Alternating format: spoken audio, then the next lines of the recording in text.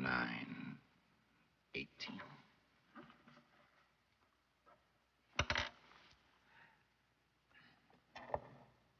Bream.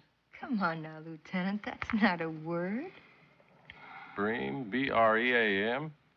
B-R-E-A-M, bream, a European freshwater fish of the carp family. Also any of certain allied fishes. Fish. Fishes. I never heard of it.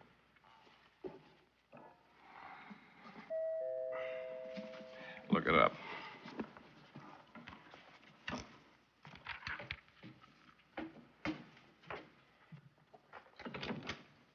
Yes? You're Peter Gunn. That's right. I'm Kevin Daniels. May I come in? Of course, but, Hello, Lieutenant Jacoby. You're Edie Hart. Yes? I'm Kevin Daniels, Helene's son. Helene Daniels. Well, of course, we're old friends. She spent a fortune 5 years ago buying a singing career in that flop I was in. We roomed together on the road. oh. Well, sit down, Kevin. Thank you. Mother never forgot how kind you were. Well, she was so alone. How is she, Kevin? She's in trouble. Oh? That's why when I found out you and Mr. Gunn were friends, I came to see you right away. Mother's never had any real talent, except for marrying. She's just married her 5th husband, Mark Eustace. So what's that got to do with us? He's going to kill her. What makes you think such? Mother's income is over $1 million a year. Mr. Eustace hasn't got a penny. Well, that's still no reason. You have proof that he intends to murder your mother? I just know. What do you mean, Kevin? You just know. I always know a lot of things that have already happened without anyone telling me. I can't explain it, but I'm almost always right. Look, do something for me. Well, what do you have in mind? May I?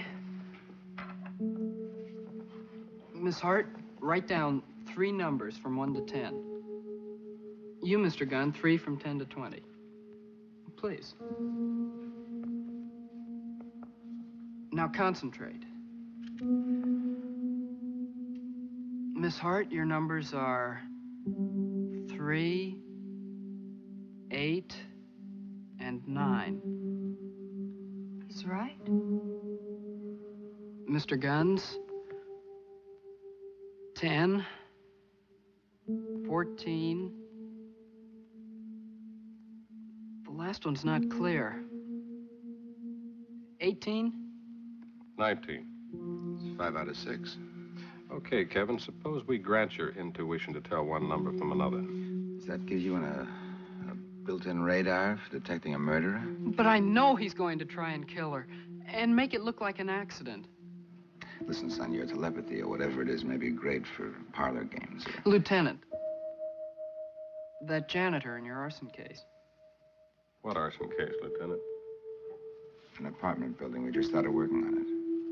Well, how would Kevin know about that? I don't know. The janitor just confessed.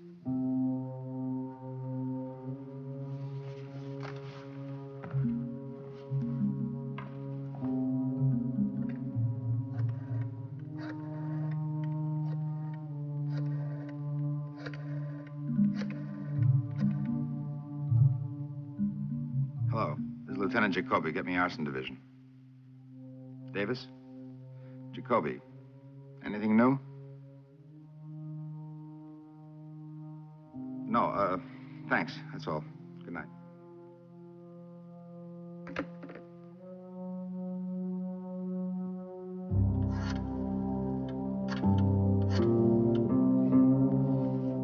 This is Saunders. I'm standing across the street from Peter Gunn's apartment. The kid's there, probably shooting his mouth off. Don't worry. Gunn isn't gonna believe the boy. Would you? Exactly. Tell Jody we go right ahead of schedule. Good night.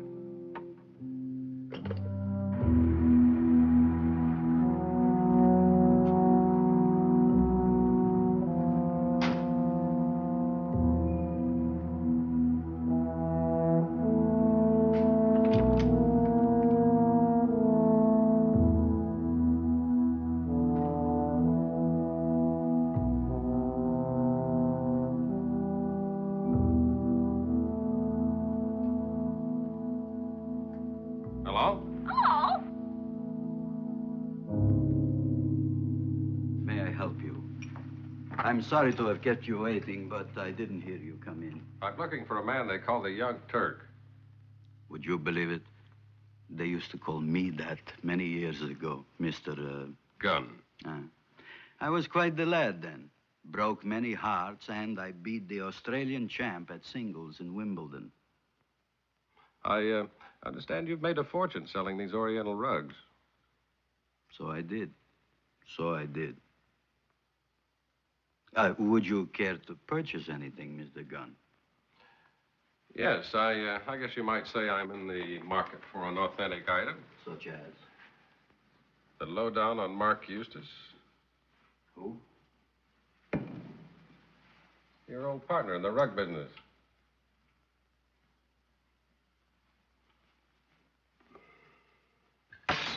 No, sorry, I'll pay for it. It was junk, worth 50 cents. I would say $50 might be more like it.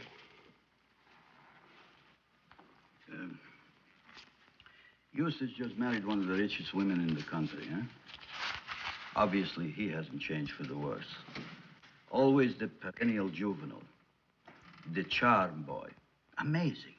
He did even better this time than last time. Last time? His first marriage.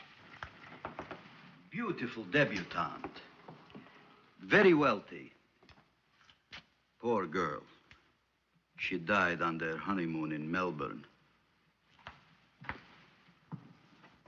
How did she die?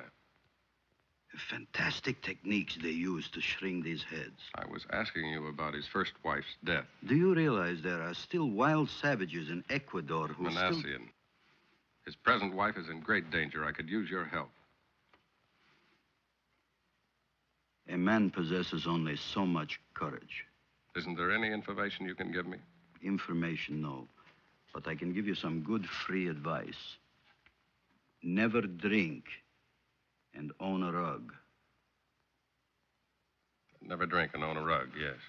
Well, look, if you change your mind about the information, you can reach me at this number.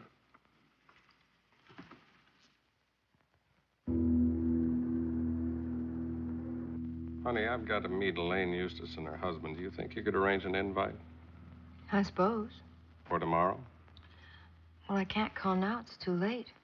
I have to go home anyway. Hmm. Hey, Pete. Hmm? Do you think the boy's right?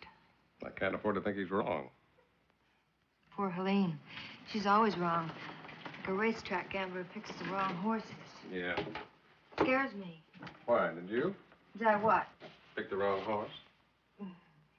I picked me a Derby winner.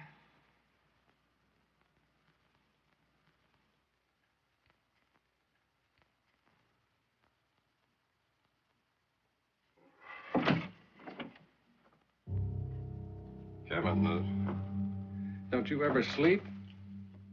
I came to find out, Mr. Gunn. I've got to know. Are you on my side? What do you mean? I can't explain how I know. I've just got a feeling. But believe me, Mark's going to try and kill Mother within the next few days. Maybe even tomorrow. Excuse me. Hello. Hello, Mr. Gunn. This is the Young Turk. Hold it a moment. Honey, something's come up. Would you mind grabbing a cab and dropping Kevin on the way? And Kevin, try not to worry. I'll be in touch. What's on your mind, Manasseh? I can tell you all about Mark Eustace's first marriage, including the very peculiar death of his debutante bride. It will cost $5,000 in cash. I want to close this dismal shop and take a long rest. Don't you think it would be worth $5,000 to Helene Eustace to know what I know? I'll be right over.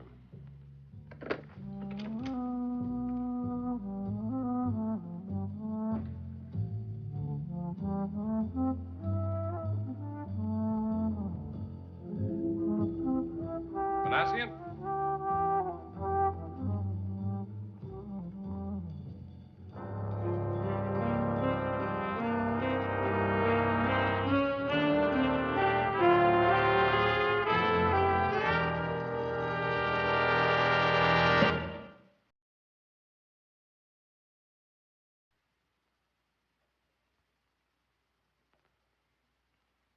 Nassian was going to put the squeeze on Eustace.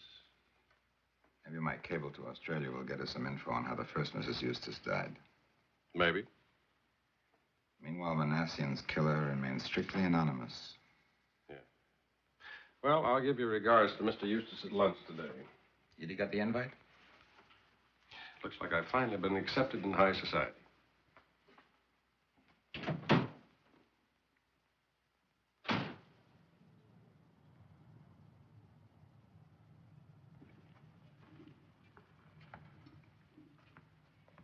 Are you sure you won't have a drink? No, thanks. Coffee's fine. My apologies, Mr. Gunn. What for? Well, I wanted to be the charming host. Things haven't been very pleasant for Helene and me. Well, I'm sure if the boy's as sick as you say he is. I had to ask for Professor Jody's help. A classical example of a jealous and only child. A deep Oedipal fixation with paranoid delusions. So would you mind translating that, Professor? I can. Kevin's convinced I'm planning to kill Helene. Make it look like an accident. Oh? Tells everyone. It's a wonder he didn't look you up and ask for help. Sounds like an interesting boy. Any chance of meeting him? No, he's not here. Oh, I suppose he's in school. No. Early this morning, we sent him to Professor Jody's rest home. I must say, it took some doing. The poor boy will need treatment for a long, long time. Sorry to hear that. Mr. Eustace, the rug cleaner is on the phone. Oh, thank you, John. Excuse me. Hello? This afternoon? Good. I expect an expert job. It's a museum piece. Yes. A wedding present from the Shah of Ghazi. Thank you very much. Goodbye. It was a beautiful gift, but it was delivered soiled. A rug? That was your business at one time, wasn't it? Yes, a short time ago. Oh, excuse me a moment, won't you? Of course.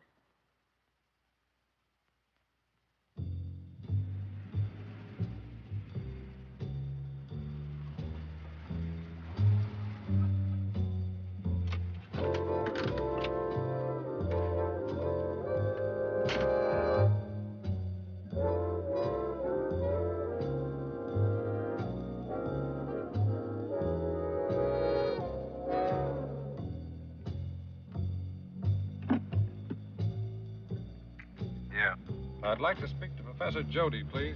What about? About a boy named Kevin Daniels. Who are you? My name is Gunn. Professor isn't in. Well, then I'll wait. Go on, wait.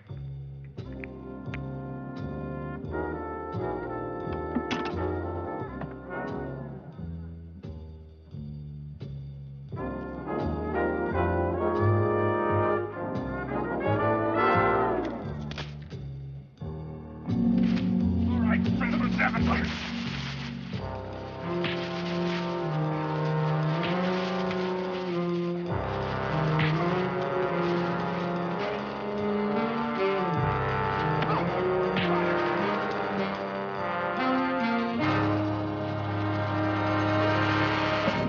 All right, friend. Get in. Move! See what happens when you leave high society and mix with the rougher element? Has he got a record? You're a shadow. 5 years behind bars, 53 to 58. For what? Attempted kidnapping. In 59, acquitted for extortion. Nice, clean-cut lad. Yeah, just the kind to be working for Professor Jody. What about Jody? We had a nice, long chat. Very cooperative. He was shocked to find that one of his staff had a prison record.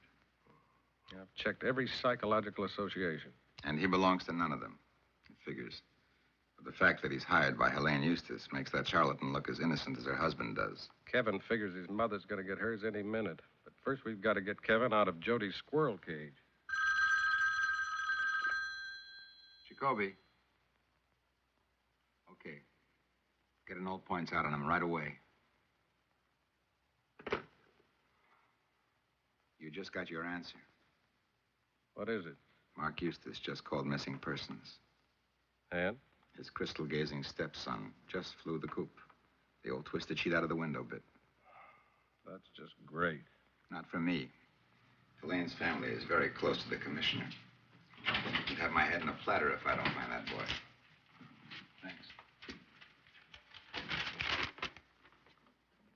Melbourne, Australia. The first Mrs. Eustace? Mm-hmm. What was the cause of death? It wasn't murder. Well, what then? Our records show that Cynthia Eustace died from a diseased liver. A diseased what? Liver. Cause of death due to poisonous fumes. Carbon tetrachloride combined with heavy consumption of alcohol. Victim slept in a room with rug recently cleaned. Rug? She died 4 days later.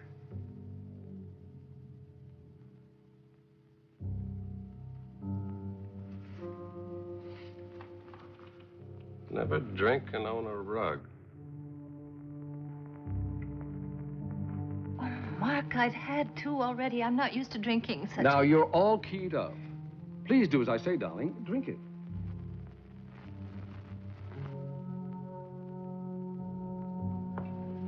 Where can Kevin be? He's dressed so lightly. If he ever comes back, I will not let those commitment papers be used. Now, come to bed, dear. Strange. I suddenly feel so drowsy. Very drowsy. Yes, yes, darling. Here now. We're going right up. Yeah. Come on, darling. Come on, darling. We're going to bed.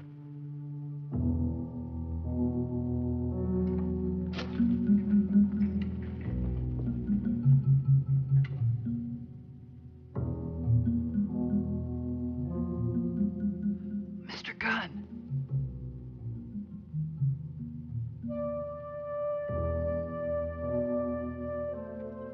I've been waiting for you here. That figures. I have a feeling he's going to try and kill Mother tonight. I only wish I knew how. That's one answer I know. You do? Kevin, we've got to get to your mother as soon as possible. Oh, John, I don't want Mrs. Eustace disturbed for any reason. She's gone to sleep, exhausted from worry. I hope they find Master Kevin, sir. Thank you. I'm driving into town. I'll be at the club in case the police call me about Kevin. Yes, sir. Have the butler come out here. John. Master, shh. John, you wouldn't want anything to happen to my mother, now, would you? Of course not, sir. This is Mr. Gunn. He wants to talk to you. John, has Mrs. Eustace had much to drink this evening? More than usual, sir. All right, now look, this is important. I want you to call Mr. Eustace at his club. Tell him that Mrs. Eustace is awake to get back here as soon as possible. Then call a Lieutenant Jacoby at police headquarters. Mention my name. Tell him to get over here right away. But, sir, how can... Please, John, do as he asks. It's important. Kevin, your mother's room.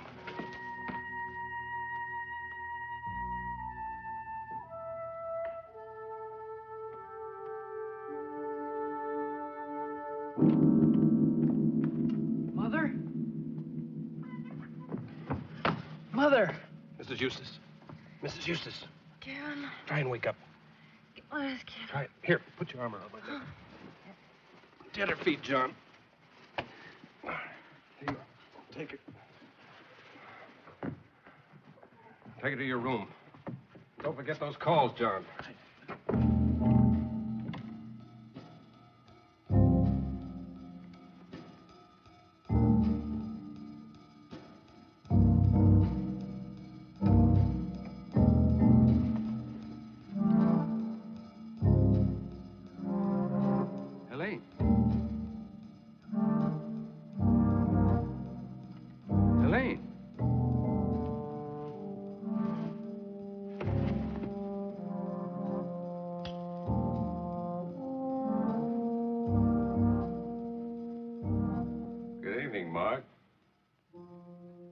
Sit down.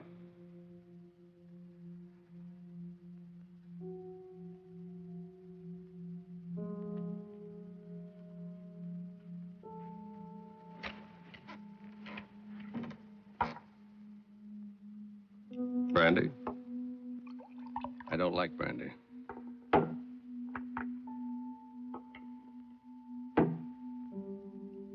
Drink it.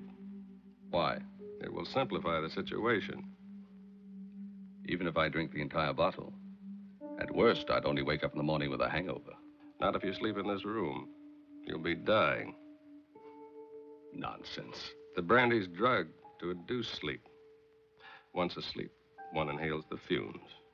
What fumes? Carbon tetrachloride from the freshly cleaned rug. That's what you planned for Helene, wasn't it? Tomorrow she'd be in agony, but then a week she'd be dead. You catch on fast. I guess you figured no one would catch on. Just as no one suspected the first time in Australia, except Manassian. Manassian? Your old friend in the rug business. What are you driving at? Any lab report would easily show up that lethal combination. Prove it. Oh, no. You're going to prove it. All I have to do is sit and wait until you drink enough to pass out. Why should you want to kill me? I couldn't let Kevin do it. Now go on. Drink up.